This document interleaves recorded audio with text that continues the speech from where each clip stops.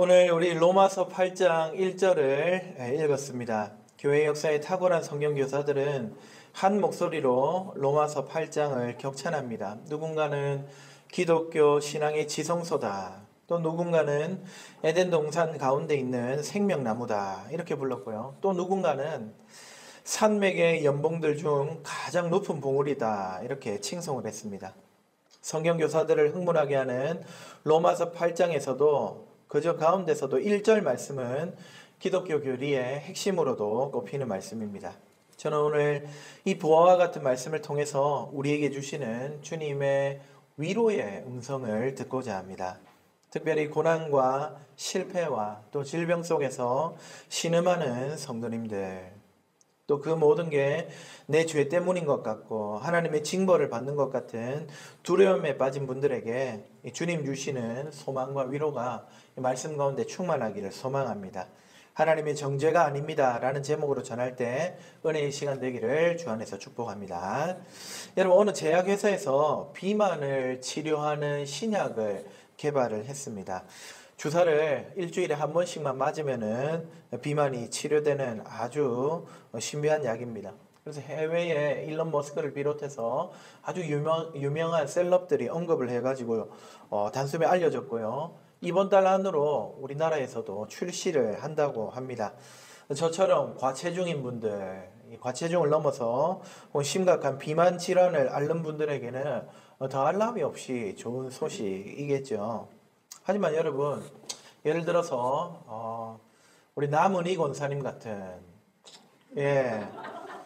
저런 분들에게는 이 신약의 개발과 또 국내 출시 소식이 전혀 그렇게 좋은 소식으로 와닿지 않을 겁니다. 나오든지 말든지 크게 상관하지 않겠죠. 마찬가지입니다. 여러분, 우리가 오늘 이 로마서 8장 1절의 말씀을 통해 위로를 받으려고 하는데요. 그러려면은 원래 위로가 없던 우리의 모습은 어땠는지, 오늘 말씀을 보니까 그리스도 예수 안에 있는 자의 상태를 이야기하는데, 그러면 우리가 그리스도 밖에 있을 때는 어떤 상태였는지를 잘 알아야지만 오늘 말씀이 주는 위로를 더 크게 생생하게 누릴 수가 있습니다. 그럼 먼저 우리 예수님 밖에 있을 때 어떤 상태였는지를 한번 살펴봅시다. 그리스도 밖에 있을 때 우리는요, 오늘 말씀에 따르면은 정죄 아래에 있었습니다. 그리스도 예수 안에 있는 자는 정죄함이 없으니까, 반대로 말하면 그리스도 밖에 있을 때 우리는 큰 정죄 아래서 짓눌리고 있었다는 뜻이겠죠. 누구의 정죄이겠습니까? 하나님의 정죄입니다. 여러분, 정죄라는 말은 재판 용어입니다. 하나님의 법정에서 유죄, 죄가 있다는 판결을 받았다는 뜻입니다. 더 무서운 거는 그 유죄 판결의 결과죠.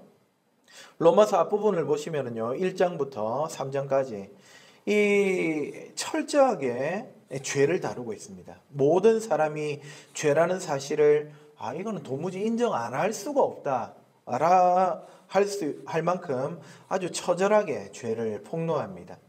거기에 보시면 하나님의 정죄, 하나님의 유죄 판결을 받은 사람의 그 상태를 보여주는데 크게 세 가지입니다. 진노, 버려둠, 그리고 심판. 하나님의 정죄 아래 있다는 말은 하나님의 진노를 받고 하나님의 버려둠 가운데 놓여 있고 하나님의 심판이 그에게 있다는 말이라는 것이죠. 자, 그렇다면 정죄 아래 있는 우리 진노, 버려둠, 심판, 이 각각의 상태를 한번 살펴봅시다. 먼저 진노입니다. 로마서 1장 18절, 하나님의 진노가 하늘로부터 나타난다. 여러분, 하나님의 정죄를 받은 죄인은 하나님의 진노를 받고 있습니다. 하나님이 우리를 향해서 불길 같은 화를 내고 계시다는 말입니다. 진노의 대상에게 하나님은 소멸하는 불입니다. 예수님은 마태복음 10장 28절에서 몸과 영혼을 능히 지옥에 멸하실 수 있는 분을 두려워하라고 말씀합니다. 나에게 영향을 줄 수 있는 힘이 크면 클수록 만약에 그 사람이 나에게 화가 났다는 사실은 굉장히 두려운 일이지요. 하나님은 몸과 영혼을 능히 지옥에 멸하실 수 있는 분인데, 그리스도 밖에 있다면은 그런 하나님의 진노의 대상이 되니 이것은 정말 우리에게 두렵고 떨리는 일이 아닐 수 없습니다. 물론 하나님은 때로 그리스도 안에 있는 자들에게도 화를 내십니다. 죄를 짓는데도 마냥 웃으시는 분이 아닙니다.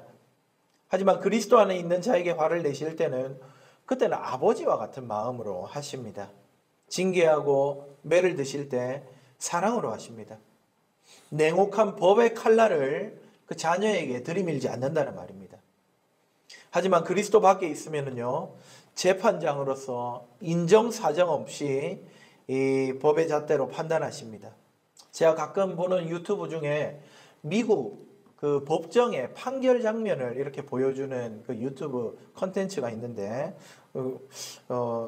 괜히 그게 재밌어서 자주 봅니다. 판사가 재판을 하는데 한 번은 할아버지 한 분이 교통법규를 위반해 가지고 재판을 받았습니다. 약식 재판이죠. 근데 신호를 위반한 이유가 아들이 아파가지고 아들을 보러 가는 길에 마음이 조급해서 그랬다고 이야기를 합니다. 주위 사람들도 그 할아버지가 참 좋은 분이라고 증인을 서줍니다. 그 얘기를 다 듣더니 판사가 아주 온화한 얼굴로 당신은 정말 좋은 아버지고 좋은 이웃이군요 하면서 제가 벌을 조금 감해드리겠습니다. 이렇게 웃으면서 판결을 내렸습니다. 그런데 같은 영상에서 같은 판사가 또 다른 영상에 같은 판사가 또 다른 영상에서 이 친구를 총으로 살해한 학생을 판결하는 내용을 보았습니다. 죽은 학생의 가족들이요, 이 가해자의 나이가 아직 어리고 또 그의 장래를 생각해서 비록 가해자이지만 선처해달라는 편지를 재판장 앞에서 읽고 있었습니다. 그런데 그 편지를 읽는 내내 이 가해자, 살인한 학생은요, 희죽희죽 웃고 있었습니다. 그러면서 이 아이가 하는 말이 어차피 나는 어려서, 그러니까 촉법 소년이기 때문에 처벌을 안 받을 테니까 빨리 집에나 보내달라, 이런 이야기를 비아냥거리면서 했습니다. 재판장이 조금 전에 그 웃으면서 할아버지에게 온정 있게 이렇게 판결하는 할아버지 재판장이 그 모습을 보자 얼굴이 굳어지고요, 법정에서 내릴 수 있는 최고 형벌을 이 청소년에게 내리고 말았습니다. 그러니까 이죽거리던 이 학생의 얼굴이 굳어집니다. 그런 재판 장면을 제가 몇 편을 보았는데, 흉악 범죄자들 중에서도 판사가 자기에게 형을 선고할 때 충격을 받아가지고 까무라치는 사람들도 나오고 있었습니다. 여러분, 재판장의 환한 얼굴을 보는 것, 이것은 그야말로 충격과 공포입니다. 그런데 그리스도 밖에 있으면요, 우리는 몸과 영혼을 멸하실 수 있는 그 하나님의 환한 얼굴, 분노한 얼굴, 진노한 모습을 늘 대면해야 하는 것입니다. 여러분, 이보다 두렵고 비참한 일이 어디에 있겠습니까? 그 다음 하나님의 정죄 아래 있다는 것은 버려둠으로 나타납니다. 로마서 1장에 버려둔다는 말이 꽤 자주 등장합니다. 24절, 26절, 28절, 내버려둔다. 여러분, 내버려둔다는 말이 무슨 말입니까? 나하고 아무 상관이 없는 사람으로 관심을 두지 않는다, 무시하겠다, 이 말입니다. 사람의 본성은 관심을 요구합니다. 인스타그램이나 페이스북 같은 이 SNS가 큰 성공을 거둘 수 있었던 것은 관심받고 싶어하는 사람들의 심리 때문입니다. 나한테 관심을 가져주면 그 사람이 참 고맙고, 또 내가 좋아하는 사람, 내가 중요하게 생각하는 사람이 내 일에 무관심하다면 그것만큼 서운한 일이 없습니다. 그렇게 관심이 고픈 것이 사람입니다. 그런데 정죄 아래에 있는 사람, 즉 그리스도 밖에 있는 사람은 하나님이 무관심하십니다. 하나님이 내버려 두십니다. 하나님이 내버려 두시면은요, 그냥 좀 외로운 정도로 끝나는 게 아닙니다. 무시무시한 결과가 기다리고 있습니다. 하나님이 내버려 둔 자는요, 점점 더 깊이 죄에 빠지게 됩니다. 로마서 초반에 보시면 하나님이 버려두니까 사람들이 행하는 일들이 어떤 일들인지 쭉 리스트가 나오거든요. 가만히 보면은 사람들이 서로 몸을 욕되게 합니다. 하나님이 버려두니까 동성 간에도 음욕이 부릴 듯 일어납니다. 하나님이 버려두시면은 불의와 추악과 탐욕과 악의와 시기와 살인과 분쟁과 사기와 악독과 수군수군거리는 것과 비방과 능욕과 교만과 자기 자랑과 악을 꾀하는 일과 부모를 거역하는 일과 우매함과 약속을 배반함과 무정함과 무자비함과 이런 온갖 부정적이고 악한 일들에 깊이 빠져들게 되더라는 것이죠. 죄가 초래하는 현실의 괴로움과 고통을 실제적으로 당하게 되고 하나님의 진노를 더더욱 촉발하게 됩니다. 마침내는 자기를 멸망시킬 그 죄에서 돌이킬 줄 모르는 자가 되고 마는 것입니다. 또 로마서 1장 28절에는 하나님이 그들을 상실한 마음대로 내버려 두사 이런 표현이 나옵니다. 정죄 아래 있는 사람의 마음 상태는 상실한 마음이다. 상실감이라는 것이죠. 하나님을 잃어버리니까 그 상실감 이루 말할 수가 없습니다. 우리가 연애를 하다가 헤어져도 한동안 깊은 상실감 때문에 정신을 차리지 못하는 경우가 많습니다. 꿈꾸던 일이 좌절되었을 때도 이제 뭘 해야 할지 몰라서 상실감에 낙심하기도 합니다. 하나님을 잃어버린 상실감이야 뭘로 채울 수가 있겠습니까? 파스칼은 인간의 마음속에는 세상 그 무엇으로도 채울 수 없는 빈 공간이 있는데 그 공간은 하나님만이 채울 수가 있다고 말했습니다. 정죄 아래 있는 사람, 상실한 마음 그대로 살도록 하나님이 내버려 두시는 겁니다. 그는 채울 수 없는 상실감 속에서 비참함을 누리며 살 수밖에 없는 것이죠. 하나님 정죄 아래 있는 자가 이토록 비참합니다. 마지막 정죄의 여파는 심판입니다. 정죄 아래 있는 인간은 하나님의 진노의 대상이 되고요. 관심 밖에 있는 사람이 됩니다. 그렇게 죄를 쌓고 상실한 마음으로 살다가 결국 하나님의 영원한 심판을 받고 마는 것이죠. 로마서 2장에는 심판이라는 말이 반복되어서 나옵니다. 하나님이 죄인을 심판하는 날이 이르는데 아무도 그 심판에서 벗어날 수 없다고 합니다. 그날에는 죄인을 향한 진노와 분노를 하나님이 그 머리 위에 다 쏟으신다고 합니다. 다시 기회가 없습니다. 진노와 형벌만 영원할 따름입니다. 여러분, 이것이 그리스도밖에 진노 아래 있는, 그리스도밖에 정죄 아래 있는 사람의 상태입니다. 사람을 이보다 더 비참하게 만드는 일이 있겠습니까? 가난도, 질병도, 사는 동안 일어나는 어떤 괴로움도 사실은 여러분 생각해 보면 한평생 살다가 우리가 죽게 되면 끝나는 일들입니다. 하지만 하나님의 형벌은 죽음 뒤에도 영원합니다. 그리스도 밖에 있는 자, 하나님의 정죄를 받아 진노와 버려둠과 심판을 받아 절규하는 삶을 영원히 살 수밖에 없습니다. 사랑하는 여러분, 하나님의 정죄의 이 두려움을 깊이 묵상하시기 바랍니다. 이것은 생각하기 싫고 거부하고 싶은 일이지만 우리는 생각해야 합니다. 이것을 우리가 깊이 묵상할 때 바로 그리스도 예수 안에 있는 정죄함이 없는 자의 위로를 우리가 받아 누릴 수가 있는 것입니다.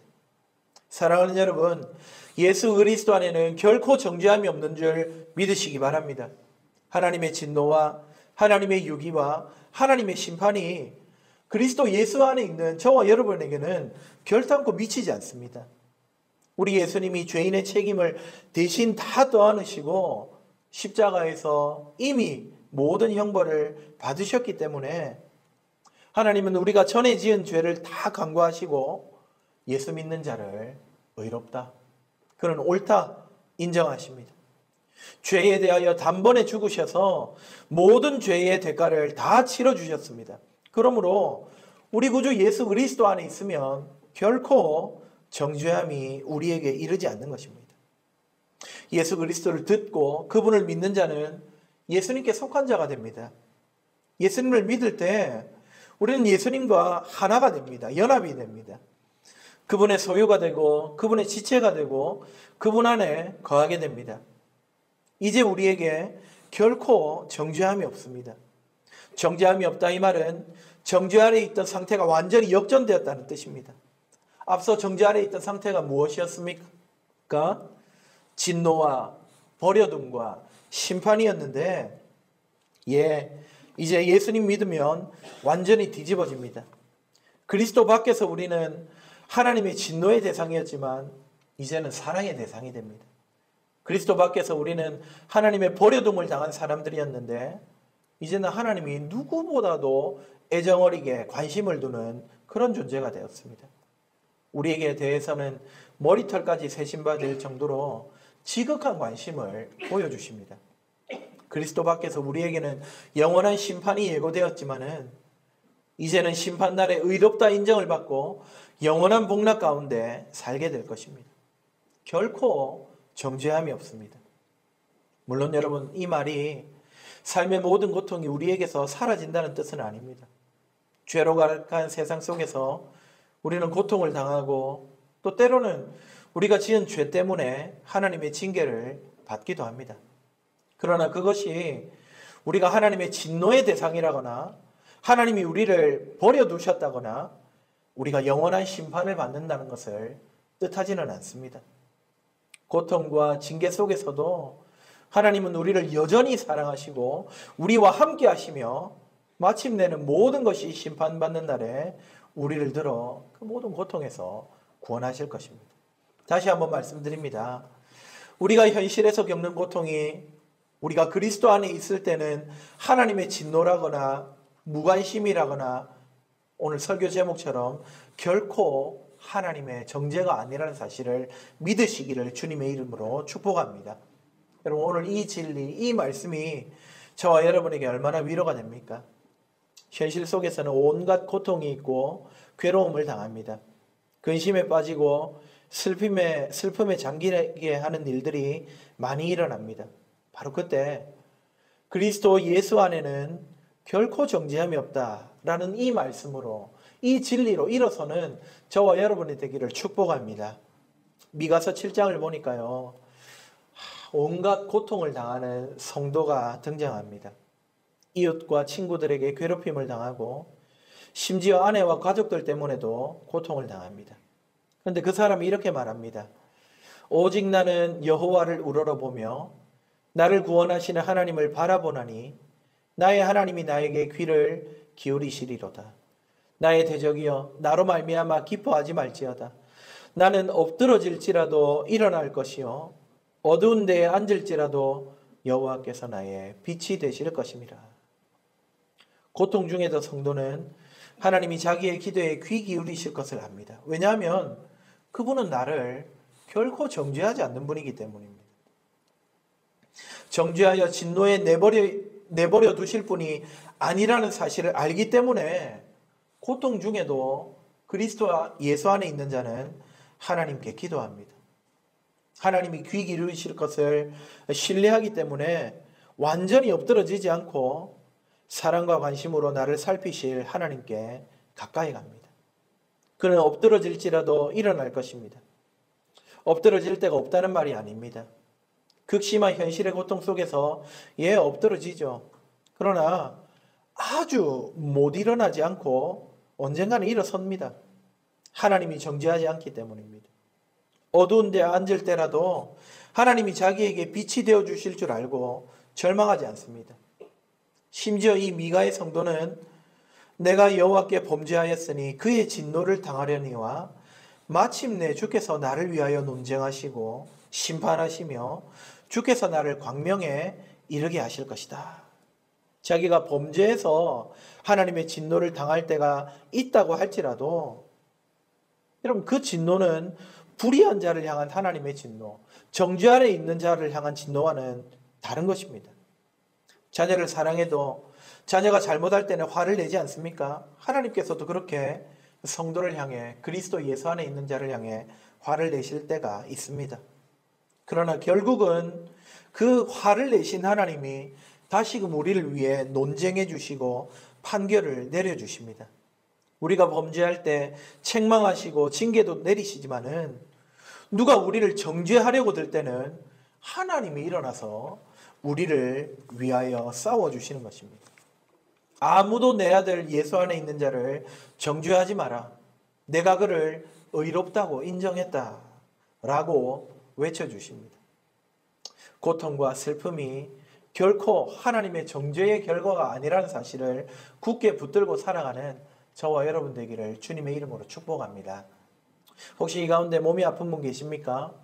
몸이 잘 낫지 않고 병세는 깊어가고 심지어 죽어야 고통이 끝날 것처럼 보이는 그런 극한 질병 가운데 계신 분들 계십니까? 결코 하나님이 여러분들을 정죄한 결과가 아닙니다. 여러분이 그 진노의 대상이 되었다거나 하나님이 여러분을 떠나셨다는 증거가 결코 아닙니다. 몸이 아프면 사람이 약해지고 별의별 생각이 다 듭니다. 마귀는 그렇게 사람이 약해진 틈을 타서 공격하죠. 지나온 교회의 교우 중에는요, 하도 이 몸의 고통이 많으니까 항상 교육자들에게 마귀가 나를 잡으러 온다고 그렇게 말하고 두려워 떨던 분도 계셨습니다. 결코 그렇지 않습니다. 하나님은 그리스도 안에 있는 저와 여러분을 결단코 마귀의 손에 넘기지 않으십니다. 아무에게도 빼앗기지 않으십니다. 육신의 질병은 결코 정죄의 결과가 아닙니다. 가난도 마찬가지입니다. 경제적인 결핍 때문에 힘겨워하는 분이라도 그것이 결코 하나님의 정죄가 아님을 믿으시기 바랍니다. 부유한 사람 앞에서 너무 기죽지도 마시기 바랍니다. 가난한 자에게도 하나님의 관심과 사랑은 여전히 머물러 있습니다. 아니 여러분, 오히려 성경을 보시면은 하나님의 마음은 온통 고아와 과부와 나그네와 그들과 같은 사회적 약자에게 가 있다는 사실을 깨달을 수 있습니다.